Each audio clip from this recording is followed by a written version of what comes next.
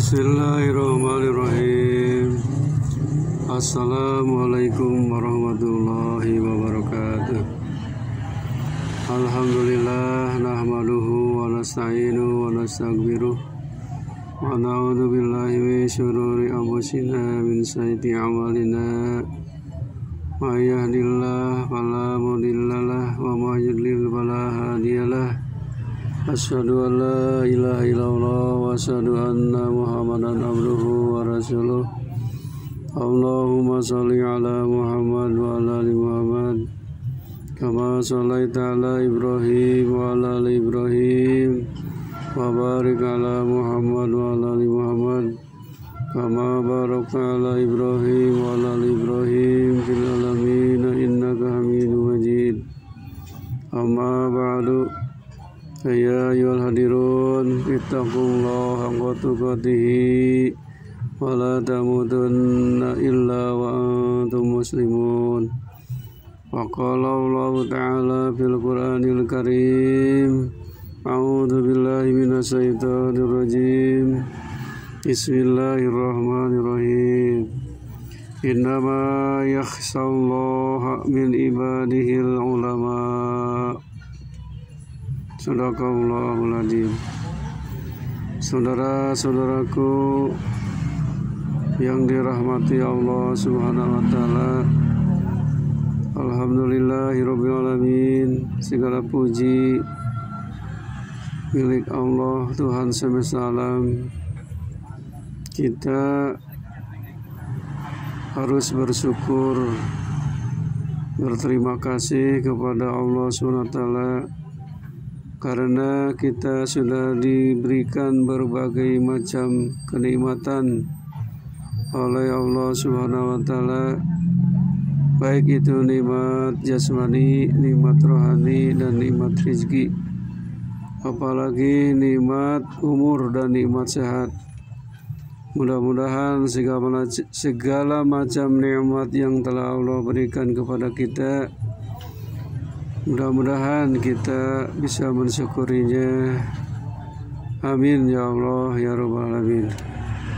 Salawat serta salam mudah-mudahan dilimpahkan kepada junjungan alam habibana nabiyina Muhammad sallallahu alaihi wasallam, juga kepada keluarganya, para sahabatnya, dan tidak lupa kepada kita sebagai umatnya. Amin ya Allah ya Rabbal alamin. Saudara-saudaraku yang dirahmati Allah SWT, dalam mukadimah tadi saya bacakan ayat suci Al-Quranul Karim, yaitu surat Fatir ayat 28. A'udzu billahi minasyaitonir rajim. Innama yakhshallaha min ibadihil ulama. Yang artinya, sesungguhnya yang benar-benar takut kepada Allah dari para hamba itu hanya orang-orang yang alim atau yang arif. Ini ayat Al-Quran berhubungan dengan orang yang takut oleh Allah SWT, hamba-hamba Allah yang takut oleh azab Allah, yaitu para ulama. Siapa para ulama itu? Orang yang berilmu, yang arif. Al-ulama warasatul anbiya. Para ulama adalah pewaris para nabi. Di dalam kitab Al-Hikam karya Syekh Ahmad bin Athaillah di nomor 423 disebutkan, al ilmu nafi'u walladhi yanbasitu fi sadri su'a'uhu wa yankasibu bihi anil qalbi kina'uhu. Yang artinya, ilmu yang berguna ialah yang meluas dalam dada sinar cahayanya dan membuka penutup hatinya. Ilmu yang berguna, yang bermanfaat ialah mengenal zat Allah dan sifat serta asma nama dan perbuatan Allah Subhanahu wa Ta'ala. Juga mengerti bagaimana mengabdi diri kepada Allah serta beradab kepadanya. Nabi Daud alaihissalam berkata, ilmu di dalam dada bagaikan lampu dalam rumah. Imam Malik bin Anas radhiyallahu anhu berkata, bukan yang bernama ilmu itu kepandaian atau banyak meriwayatkan, tetapi ilmu itu hanya nur yang diturunkan Allah dalam hati manusia, dan berguna ilmu itu untuk mendekatkan manusia kepada Allah dan menjauhkannya dari kesombongan diri. Al-Junaid berkata, ilmu itu ialah mengenal Tuhanmu dan tidak melampaui kedudukan dirimu, yakni menyadari kehambaanmu. Di dalam nasihat Syekh Ahmad Athaillah nomor 244 berbunyi, khairul ilmi wa kanatil hasyatu ma'ahu. Sebaik-baiknya ilmu itu yang disertai oleh rasa takut kepada Allah Subhanahu wa Ta'ala. Sesuai dalam mukadimah tadi, surat Fatir ayat 28, sesungguhnya orang yang benar-benar takut kepada Allah dari para hamba-hamba itu ialah orang yang berilmu atau alim. Hadirin yang dirahmati Allah Subhanahu wa Ta'ala, ada salah satu ungkapan, malah ini merupakan hadis Rasulullah SAW bersabda, talibul ilmi takafalallahu birizqi, yang artinya orang yang menuntut ilmu agama itu Allah menjamin rezekinya. Juga sabda Nabi SAW, sesungguhnya para malaikat meletakkan sayapnya pada orang yang menuntut ilmu karena suka atau gemar pada apa yang dituntut. Rasulullah SAW berlindung kepada Allah, Allahumma inni a'udzubika min ilmin la yanfa. Ya Allah, aku berlindung kepadamu dari ilmu yang tidak berguna. Ilmu yang tidak berguna yaitu yang tidak menimbulkan rasa takut kepada Allah. Kemudian Al-Junaid ketika ditanya, apakah ilmu yang berguna? Dia menjawab, ialah yang menunjukkan engkau kepada Allah dan menjauhkan dari menurutkan hawa nafsu syahwatmu. Rasulullah SAW bersabda, siapa yang cinta dunia berbahaya akhiratnya, dan siapa yang cinta akhirat berbahaya dunianya. Ingatlah, kamu harus mengutamakan yang kekal abadi daripada yang lekas, rusak, dan hancur. Ibu Athaillah menyebutkan dalam nasihatnya, al ilmu in koronathul hasyatu falaka wa illa fa'alaik. Ilmu itu jika disertai rasa takut kepada Allah, maka itu yang menguntungkan bagimu. Jika tidak, maka itu bahaya bagimu. Rasulullah SAW bersabda, 3 hari di mana aku tiap hari di mana aku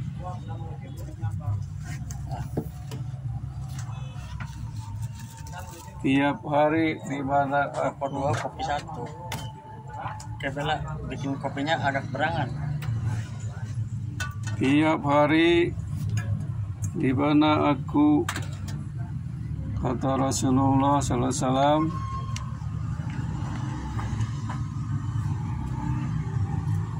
tidak bertambah ilmu yang mendekatkan aku kepada Allah, maka berarti tidak berkat bagiku terbit matahari pada hari itu. Rasulullah SAW bersabda, akan keluar pada akhir zaman orang yang mencari dan mencuri dunia dengan kedok agama, memperlihatkan atau memakai di muka orang bulu domba karena lunak. Lidahnya lebih manis dari madu, tetapi hatinya hati serigala. Allah akan berkata kepada mereka, apakah kamu akan menentang kepadaku atau mempermainkan aku? Maka demi kebesaranku, aku akan menurunkan terhadap mereka ujian fitnah, sehingga orang sabar tenang menjadi kebingungan. Hadirin rahimakumullah, Rasulullah SAW bersabda, akan tiba suatu masa pada umat manusia, tiada tinggal dari Al-Quran kecuali tinggal tulisannya saja, dan Islam hanya tinggal namanya belaka. Hati orang-orangnya kosong dari petunjuk hidayah, dan masjid hanya penuh jasad manusia yang tak berhati takwa. Sejahat manusia waktu itu ialah para ulama, sebab dari mereka sumber fitnah dan kepada mereka pula kembalinya. Abu Hurairah radhiyallahu anhu berkata, bersabda Nabi SAW, siapa yang belajar ilmu agama tidak untuk mencapai keridhaan Allah, tidak mempelajarinya kecuali untuk mencapai suatu kepentingan dunia, maka ia tidak akan mendapat merasai bau surga pada hari kiamat. Kemudian Al-Hasan radhiyallahu anhu berkata, siksa bagi seorang alim itu matinya hati. Ketika ditanya bagaimana matinya hati itu, maka jawabannya adalah mencari dunia dengan menjual amal akhirat. Naudzubillahi min dzalik. Hadirin rahimakumullah, dan lebih jahat lagi jika ia menjilat-jilat kepada raja atau pemerintah. Pak, yang rok batang. Untuk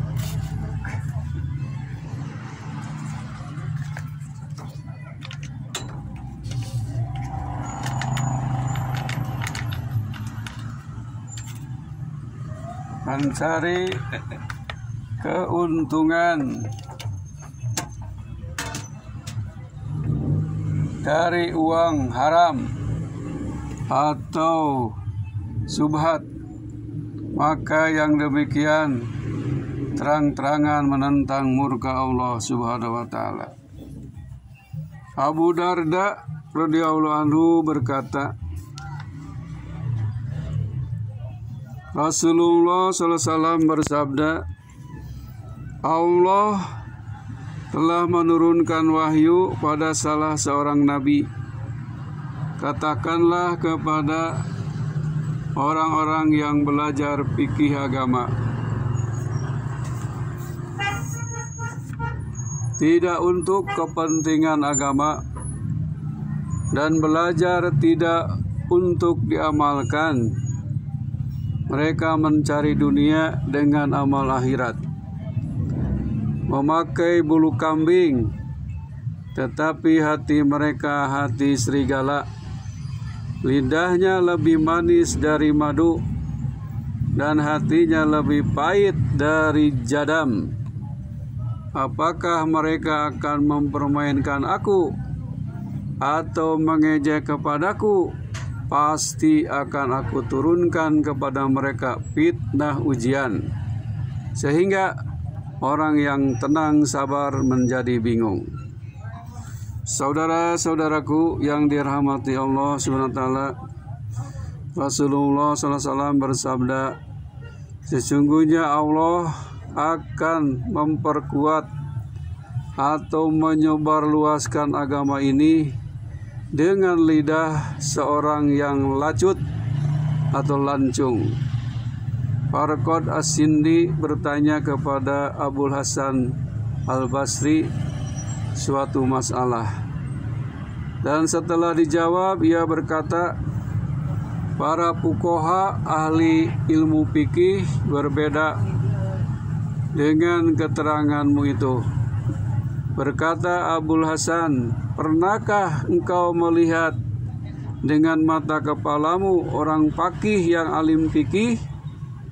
Seorang faqih ialah yang juhud, tidak rakus terhadap dunia, yang gemar akhirat, yang waspada dalam agama, yang tetap pada taat ibadahnya, yang warok, tidak melukai kehormatan sesama muslim, yang menjauhi harta mereka, yang rajin beribadah, yang mengikuti sunnatul Rasul, yang tidak membenci orang yang di atasnya dan tidak menghina orang yang di bawahnya, yang tidak mencari dunia dengan ilmu yang diajarkannya oleh Allah Subhanahu wa Ta'ala. Hadirin yang berbahagia, di dalam kitab Al-Jubad disebutkan seorang alim yang tidak mengamalkan ilmunya akan disiksa sebelum penyembah berhala. Dan siapa yang bertambah ilmu tetapi tidak bertambah baik budi akhlaknya dan takutnya kepada Allah, maka tiada bertambah dekat kepada Allah, bahkan bertambah jauh dari Allah Subhanahu wa Ta'ala. Hadirin rahimakumullah, itulah dua nasihat dari Syekh Ahmad bin Athaillah dalam kitab Al-Hikam, bahwa ilmu ini harus benar-benar menjadi cahaya di dalam dada untuk makin mendekatkan diri kepada Allah, menjauhi segala larangan-larangannya, dan melaksanakan segala perintahnya. Insya Allah, kalau kita sudah memiliki ilmu, khususnya ilmu agama, yang dasarnya ikhlas untuk diamalkan bukan karena dunia, insya Allah ilmunya akan memberi keberkahan.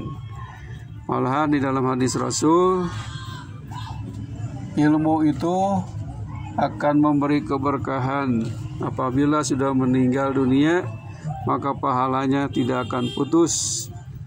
Al ilmu yuntafa'u bih, ilmunya dimanfaatkan. Mudah-mudahan kita sedikit ataupun banyak sudah memiliki ilmu, mari amalkan untuk diri sendiri, untuk keluarga, dan untuk orang lain. Jadi ilmunya barokah, insya Allah akan membawa kebahagiaan dunia, kebahagiaan di akhirat. Amin ya Allah ya Rabbal alamin. Wabillahi taufiq hidayah. Assalamualaikum warahmatullahi wabarakatuh.